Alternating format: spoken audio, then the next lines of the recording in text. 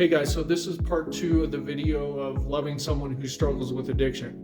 So I was just talking about how it can be confusing for a family member who has a sibling or a child or even a parent who's struggling with addiction when they don't struggle with addiction themselves because it is a hereditary disease.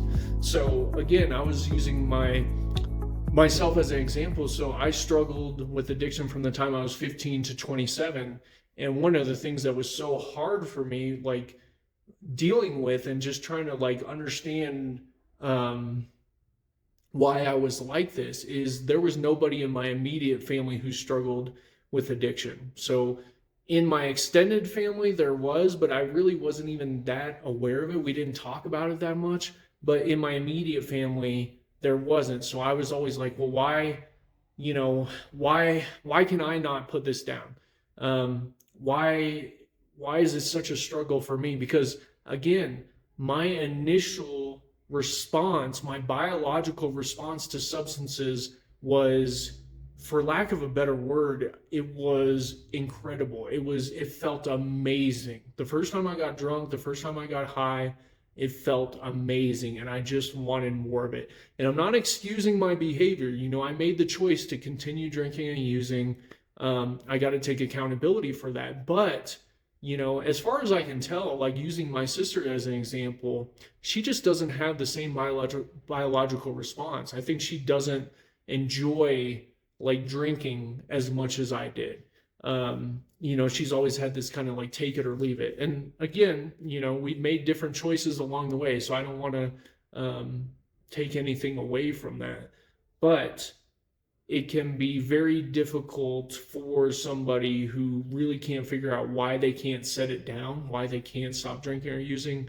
And especially when, they maybe have a sibling or something that has never had a problem with it. So on that note, kind of at least trying to have some level of understanding, some level of sympathy to the fact that, okay, maybe my loved one, my friend, my sibling, my significant other has a different biology than I did. And again, I'm not taking anything away. So basically, it's there's a biological predisposition, but the choices that we make along the way is what really kind of sets this off, whether or not I'm going to struggle with addiction. So again, for me, I loved the way that it felt, so I kept doing it over and over, and then pretty quickly I got addicted to it. So okay, so having said that, there are things that if you're a loved one of someone who struggles with addiction, there are things that help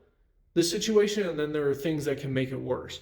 So things that help, again, understanding how the disease works. Okay, the vast majority of the scientific community, the medical community, understands addiction as a disease. I think unfortunately society doesn't really understand it like that, and obviously it's kind of nuanced. However, this really is a brain disease. And what tends to happen is, the thing that makes it a brain disease is the more substances that I'm using and the more often that I'm doing it, the more it's changing my brain. So really at a point, by the time I'm in full-blown addiction, my brain is not working correctly. My logic is not, it's just not sound, right? So and the ability to choose dissipates. So if you can understand, the more that I'm drinking and using, the harder it is for me to make the choice to not drink or use, right? So there is this, obviously the person has to take accountability for this, right? But understanding that my brain along the way is making it harder and harder for me to make logical decisions and to not drink or use because of the things that's going on in my brain. It's basically getting more and more cloudy, and I'm having a stronger and stronger desire, to the point where it becomes compulsion and not a choice. Okay, so understanding how the disease works is helpful. Doing some basic research on this, just understanding that the person is sick, essentially, right? Another thing that helps is setting boundaries. So, making sure that you are not enabling, okay? Don't, not buying drugs or alcohol for the person, not giving them a safe environment for it. Something that we used to talk about in treatment is, sometimes you got to love people from a distance. And that's the unfortunate reality. If someone, don't get me wrong, like, try and help them, offer them help, do whatever you can to help them get better, but you need to protect yourself, okay? So if loving the person from a distance is necessary and that's what's required to protect yourself, then that's what you need to do.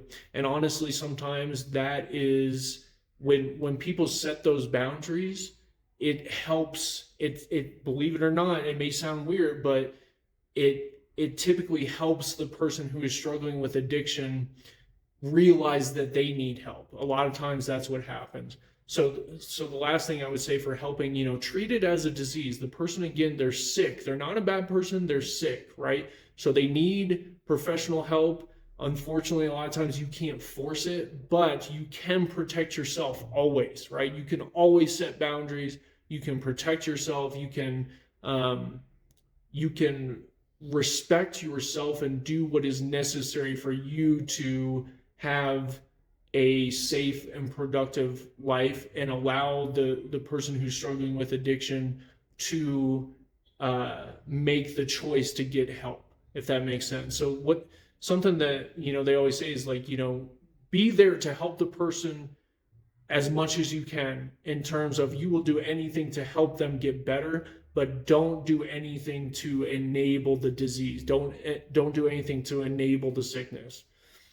So things that hurt, enabling, right? The crazy thing, again, when they talk about addiction being a family disease, I kind of lost track of this earlier. I forgot to make my second point. The first reason for that is because it's hereditary. The second reason for that is because there's lots of family dynamics that play a part. So one thing that hurts is not is kind of making the addict or alcoholic the scapegoat or the black sheep, just saying, oh, this is completely their problem and there's nothing that I can do. That's just not true. So one of the reasons they call this a family disease is because there's typically roles that family members play in this, or significant others. So do your best to work on your own stuff, take care of yourself. So a lot of times there's caretakers and codependents, that are part of this family dynamic. So make sure that you, if this applies to you, if you're a caretaker, if you're enabling the person, or you're codependent, you're fueling the fire, you're engaging in these arguments with someone that is the alcoholic or addict, but you're not doing the things to protect yourself, right?